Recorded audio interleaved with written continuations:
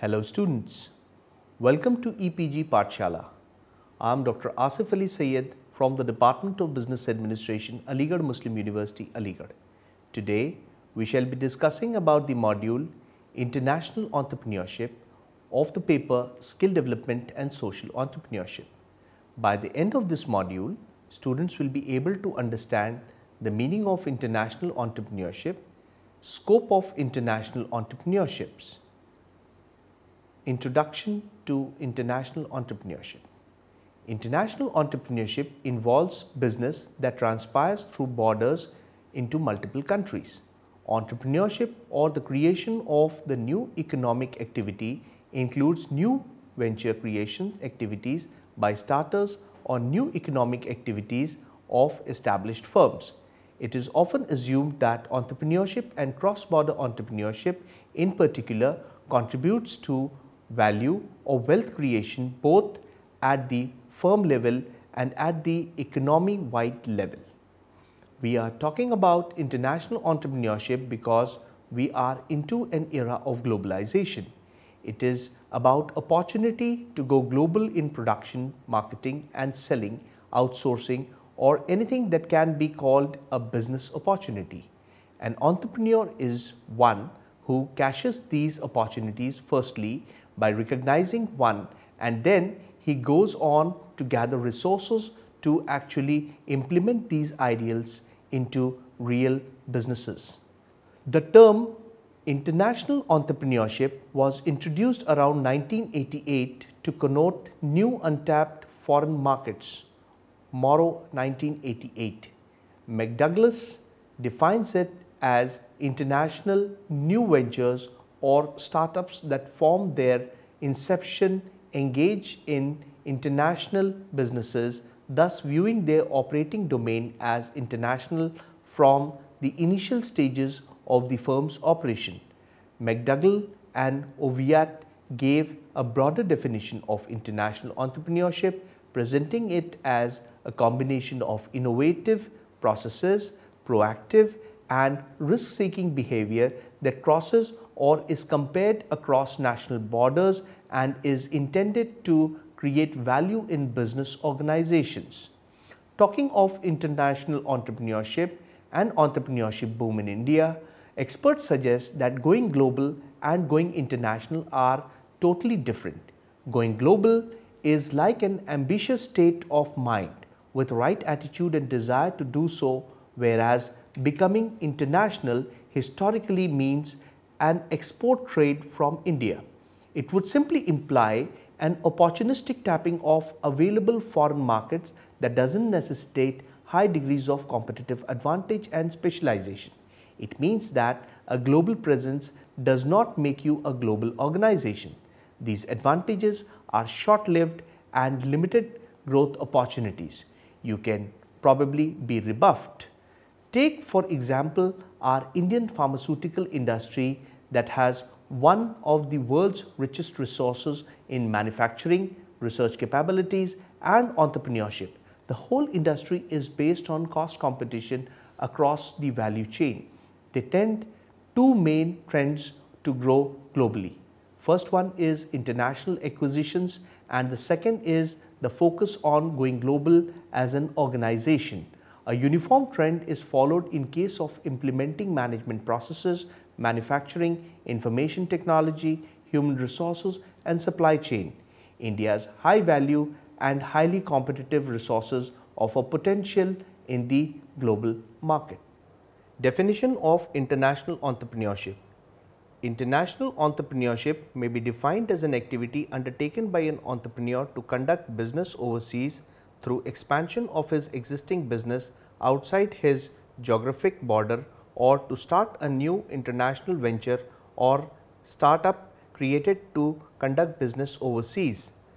It may include activities such as exporting, importing, licensing, opening sales office in another country. In an empirical study, Oviatt and McDougall in 1995 identified 7 characteristics of successful global startups. Inception based on a global vision, international experience for the manager, international business networks would be strength for successful ventures, preemptive technology or marketing is exploited, a unique intangible asset is present, product or services are closely linked, the organization is supported by a sound network for communication and coordination. Concept of international entrepreneurship, a researcher's perspective. We come across the concept as born global or instant internationals, traditional SMEs which enter the international field or are successful operating in foreign countries, back sourcers who integrate international expansion policy in their business but come back to the home base for stability, born regional who gain their forces out of a local base and never shift capacity beyond export activities. Born global may be defined as small technology-oriented companies that operate in international market from the inception, while other researchers say that these companies are founded by technology innovations with superior product designs. These industries are highly specialized and knowledge intensive. In case of backsourcers, focus point for this sector are uncertain planning and increased international competition. Volatility of market demands drive these entrepreneurs to move away from a known game plan to find new ways for internationalization. It is like trading into new territories without much knowledge and experience of global marketing techniques and human resource policies. However, these obstacles can be overcome with a thorough networking and expansion of knowledge and expertise. Researchers have also put forward the concept of lean startups. These startups have emerged as technology-driven setups and have a focus on innovation, agility and rapid product development, which stand in contrast to the born global international businesses that have a focus on international operations, partnership, development, marketing and export. Among other researchers, we find interesting discourse on international entrepreneurship. Internationalization has been indicated as a process undertaken to effect and affect cross-border markets via exporting, licensing, partnership, joint venture, foreign direct investment or other means. Globalization is a phenomenon that integrates many domestic markets, including the company's home market, into a network of international markets. The effect is disintegration of barriers between national states to facilitate international trade, freeing up of global market economies, free flow of talent and capital, and advances in transportation, information and communication technology. These shifts have given us transnational and multinational companies and more recently metanational companies. The scholarly work most relevant to startups' early and rapid globalization have been organized into 6 literature streams, which are rapid internationalization, international new ventures, effectuation logic, global startups, gradual internationalization process models, and internationalization theory of multinational enterprise and the ownership location internationalization model. The process of early and rapid internationalization has the following structural elements which form the integral part of international entrepreneurship process. This was ascertained by studying 21 startups founded in 12 countries between 2002 to 2009. Through this study, the authors proposed that there are 6 elements needed for entrepreneurs to internationalize their startups early and rapidly are as follows. The first being problem scope. A $1 million question that every entrepreneur needs to answer to is the problems question that needs to be addressed is the path to effective internationalization. Second is stakeholders' commitment to develop a novel, narrow and differentiated solution quickly. Dedicated people to develop core competencies for the new venture to cater to customers worldwide is important for internationalization. The third being collaborative entrepreneurship at a global scale. Web-based processes, transportation infrastructure and common resources are the tools that lead to successful internationalization. The fourth being relational capital. It talks of developing a mutual relationship that would increase faster collaboration with individuals, companies and institutions across the globe. The fifth being legitimacy. Quality of being believable or trustworthy in the eyes of customers, partners, suppliers and investors is the road to internationalization. The sixth being global capability, will to deliver quality services and products requires readiness to learn and adapt local and global culture changes for the purpose of customer satisfaction, and developing a good working terms with the global partners would produce long-term capacity building globally.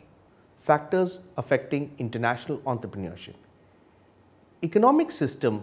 Every country has an economic framework that plays an important role in the overall development of that country and also determines the way of doing business with foreign parties. Take for example the basic differences that one can observe between the business operation framework of a country following a communist philosophy and that of another following a capitalistic philosophy. Again, we should talk of the balance that should exist between international business dealers according to the laws of international businesses. A deep understanding of the processes should necessarily be a criteria for conducting international businesses. This should include processes like currency rate, phase of business cycle, etc. The second dimension is stage of economic development. Developing countries are a hot target for international business operations for cheap labor, easy penetrable market and labor law relaxation. But it is also necessary for one to understand that politico-economic legal environment is dynamic and international business requires understanding the state of economic development of that country where one wants to or is conducting business. This should be a major concern for strategic business development. The third is cultural sensitivity. Cultural acclimatization, adaptation is a major concern for starting operations internationally. Entrepreneurs operating at national levels should understand cultural issues persistent in home country, and at international levels they have to understand and manage cultural diversity of customers as well as employees in the company. The fourth is technological environment. Technology gap is a major concern for international operations. Again, gap in terms of cost of technology in home turf and foreign turf is a factor to reckon. This may prove to be beneficial or deterrent to the business. Technological know-how and experts for handling and implementation of technology are essential parts of a successful ventures. The fifth is government policy. Political standpoint will play an important factor for the entrepreneur going in for the internationalization of his business. Take for example the case of the government policy that want foreign investors to come to the country would prove and provide avenues for smooth processes and single window clearances. A government policy to boost small businesses through Make in India would encourage entrepreneurs to export their surplus produces and bring valuable foreign currency into the country. So government policy would be a major determinant for the nature of business inside and outside the country. The sixth is political and legal environment. Politics and law play a critical role in the international business as well as domestic business. Entrepreneurs must develop politico-legal sensitivity and sensibility in order to be an acceptable player in the local and international market. A legal framework that provides for equity of law for all people within the country and a fair, unbiased approach towards all others and under its protection would encourage international business entrepreneurship within its boundary. The scope of international entrepreneurship in the Indian context. The scope of international entrepreneurship is a dynamic issue and needs researchers' attention. Contemporary researchers reflect the following. A. Shift to competitive advantage. Indian companies' overseas markets was limited to export of traditional products like tea, coffee, iron ore, leather, apparel, gems and jewelry, etc. This constituted first level comparative advantage for Indian companies or rather traders. The recent shift is towards second level advantage, which is availability, cost competition and competitive cost of human capital in India. Let's take the example of software companies like Infosys that primarily started foreign assignments through body shopping till the middle 1990s, but slowly moved on to overseas production and projects. Similarly is the case of pharmaceutical companies with overseas operations having bases in India.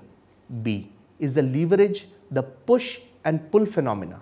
Favorable factors favor the promotion of competitive advantage like availability of natural resources, cheaper skills, investors and infrastructure must be in balance with the competition from international players. Product quality maintenance and customer expectations too. This balance is dedicated to push and pull conditions that any global business needs to maintain. Tata Group has a diversified business model which is a good example of this phenomenon. C. Success in international market requires proper strategy. Utilizing what we have is the mantra outsourcing phenomena in software services, business process outsourcing and pharmaceutical clinical trials on the company has made a choice to be the primarily focused on overseas opportunities. Example, Sundaram Fasteners and Bharat Forge. Internationalization strategy as followed by Jindal Iron and Steel and Bajaj Auto, they strategize this to cancel out domestic down markets with international gains. Multinationalization is the next strategy for developing a sustainable model through competitive positioning in several geographies. Case in point is that of Workhard and Asian Paint. It is a scholastic belief that internationalization and multinationalization broadly falls into a continuum and follows traditional models of overseas expansion. Outsourcing is possible because of our information and communication technologies. Strategic focus for international entrepreneurship. Differences in operational requirements of the institutional and the retail customers internationally. Corporate customer relationships are references based and does not need branding. Outsourcing is the support that these companies seek based on performance and result oriented track record references from peers and competitors for services and manufactured products as part of their value chain. In business agreements, this is most preferred mode of operations being direct contact of the client and the corporation or firm to develop reliability, assurance of a certain comfort level and predictability for the joint venture to flourish. On the other hand, brand, local knowledge and distribution reach are important parameters for retail ventures or individual customers overseas. Thus, these forms of businesses seek marketing alliances or partnerships that can be useful in internationalization strategy.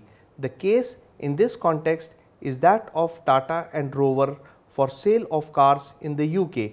The alliances can be more broad-based in the multinationalization strategy as shown by the highly successful and stable Aptex China joint venture. Again, Indian companies are brand builders and can register a greater overseas presence.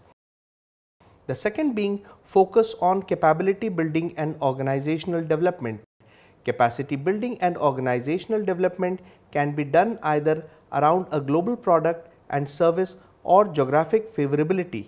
Based on the type of operations, integration and responsiveness are unique selling points that suggest type of organizational structure as transnational, multinational or metanational. Indian companies are in very early or entry stages of overseas activities in terms of entrepreneurship with special reference to Born Global. Indian entrepreneurial ventures are internationalized companies having smaller size and simplified organizational structure for overseas operations and attached export functions. The critical role of conviction-laden leadership. Indian companies are making success stories overseas, and in every story there is the presence of a strong leader. Leadership in entrepreneurship is unique in the sense that the proprietor is the leader who has to believe in his ideas himself, be patient and bring together a team that would wholeheartedly believe in him and his ideas and be ready to lead with his own example. Case in point is that of Apollo Hospitals that started with operations in Chennai, India not very long back in 1983 and has rapidly internationalized to Bangladesh, Kuwait and Qatar. Strong conviction-laden leadership is essential for the success of Indian companies' operation in overseas markets. Scope for the future. International entrepreneurship and the Indian context have vast research dimensions and opportunities which are untapped and are waiting to be explored. Let us summarize our discussion on international entrepreneurship. International entrepreneurship involves businesses that transpire through borders into multiple countries. It is about opportunity to go global in production, marketing and selling, outsourcing or anything that can be called as a business opportunity. It may include activities such as exporting, importing, licensing, opening sales offices in another country, etc. The structural elements of international entrepreneurship towards establishing enterprises abroad involve problem scope, stakeholders' commitments to develop a novel, narrow and differentiated solution quickly, collaborating entrepreneurship at a global scale, relational capital, legitimacy and global capability. International entrepreneurship is an evolving and intriguing subject that has gripped the attention of researchers and entrepreneurs alike as a scope for further exploration and to develop entrepreneurial opportunity that till now did not get its due attention is also a motivator for more and more entrepreneurs.